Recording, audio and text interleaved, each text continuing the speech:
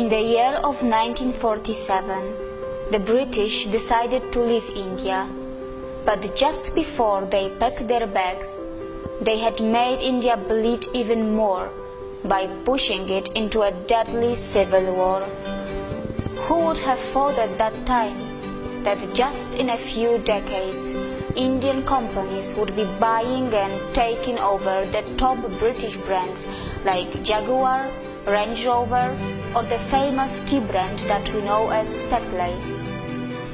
Who would have imagined that an Indian brand Tata would buy a steel company Coros and provide jobs to the British in their own land, but without making it a colony?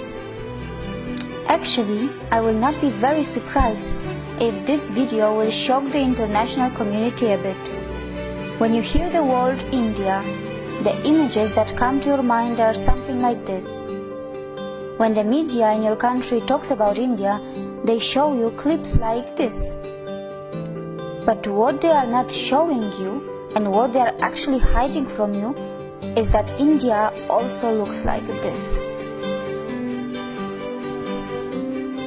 Who could have thought a few decades earlier that the British government would be panicking and calling a special session of Parliament when an Indian company Tata would decide to sell their brand Coros, which would be making thousands of British jobless?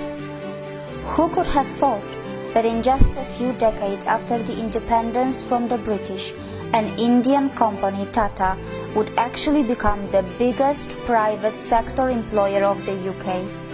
It took just a few decades for the Indians to show what they were capable of, and all of this was done in a complete fair business environment, not by colonizing, looting and killing as the British did. And I am not talking about just one Indian brand. Today, there are many brands and individuals from India who are creating huge business empires on the land of the UK. But Indians are not here to take any revenge or prove a point. They are just doing what they have been always good at. And that is not just yoga, Ayurveda or IT. Indians, who are the masters of spirituality, are also masters in business. Indian economy has finally gained momentum. And mind you, it has not got to the 5th gear yet. Probably it is still in the 2nd gear. But what is surprising, that even in the 2nd gear, it has already become the fastest growing major economy in the world, already taking over China in that regard. And India still has so much of unutilized potential which is lying in its reserves. Now let's talk about the major industries of India. IT sector. India is the world's largest sourcing destination for the information technology industry, accounting for approximately 67% of the 124 to 130 billion US dollars market. India ranks 3rd among global startup ecosystems with more than 4,200 startups. Science and technology. India, a country which is a nuclear power, also ranks 3rd among the most attractive investment destinations for technology transactions in the world. The Indian Space Research Organization, ISRO, has completed its mission of developing India's independent navigation system by launching Indian Regional Navigation Satellite System, which means India has its own version of what in the West we know as GPS. India is constantly helping other countries like Singapore, Germany, UK, and many more to launch their satellites as well. It has successfully undertaken space mission to Moon and even Mars. Pharmaceuticals sector. The Indian pharmaceuticals market is the 3rd largest in the world in terms of volume, and India is the largest provider of generic drugs. Gems and jewelry sector. India is one of the largest exporters of gems and jewelry in the world. They are a hub of semi-precious and precious stones. How many of you actually knew that 95% of diamonds in the world are cut, polished, and processed in India?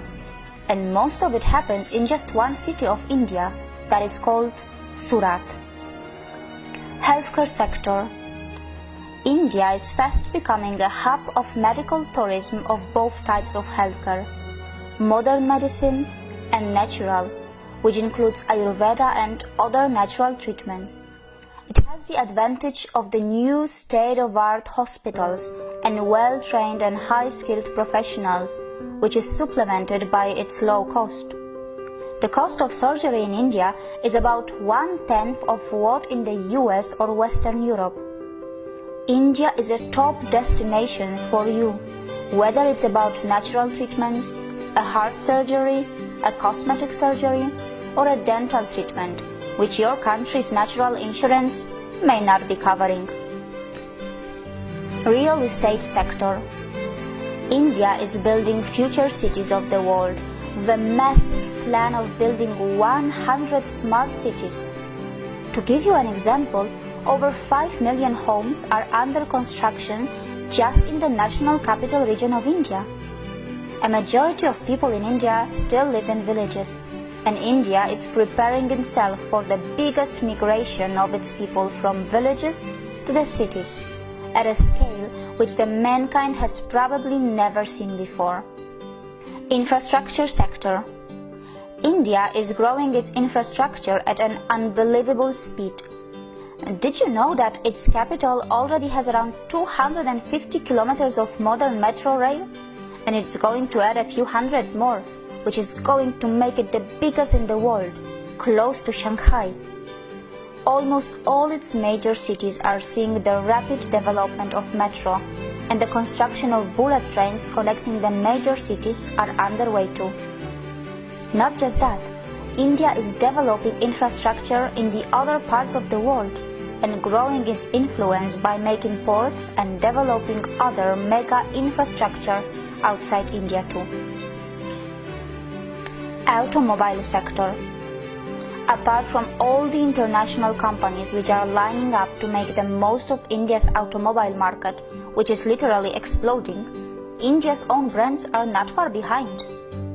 From the premium brands of Jaguar and Range Rover to the cheapest car Tata Nano, India has it all. You will be surprised to know that India has a long list of its own automobile brands like Mahindra, Hero, TVS, Ashok Leyland, Bajaj, Force Motors, Eicher, just to name a few. Hero is the world's largest manufacturers of two-wheelers. Mahindra are another big name who were very close to the acquisition of Alfa Romeo a while ago. Agriculture sector. India is the largest producer, consumer and exporter of spices and spice products. It is also the source of the delicious mangoes, pulses and famous basmati rice that is known for its taste and fragrance around the world. The good news is that the northeast part of India has its agriculture based on the traditional organic farming, which has been untouched by the failed scientific experiments of fertilizers and genetic seed modification. How many of you actually knew that India, which is nearly half in area of China, and the US actually has more arable land than China and is second largest in the world, only marginally behind the US? Also, other sectors of India are worth a mention here, such as cement industry, which is the second largest in the world. Also, India is growing rapidly in biotechnology, aviation, banking and insurance, film industry, media and entertainment, and many more. It is also a big exporter of textiles, which includes finest silk, pashmina, leather and marble. Besides, how many of you actually knew that some of the top brains in the world are either Indian nationals or of Indian origin? Sundar Pichai, an Indian who has studied in the Indian Institute of Technology, is now the CEO of Google. Satya Nadella, who is the CEO of Microsoft, is a graduate from Manipal Institute of Technology in India. The CEO of Adobe Systems is also an Indian, and his name is Shantanu Narayan. And these are just a few names. There is a long list of global CEOs from India.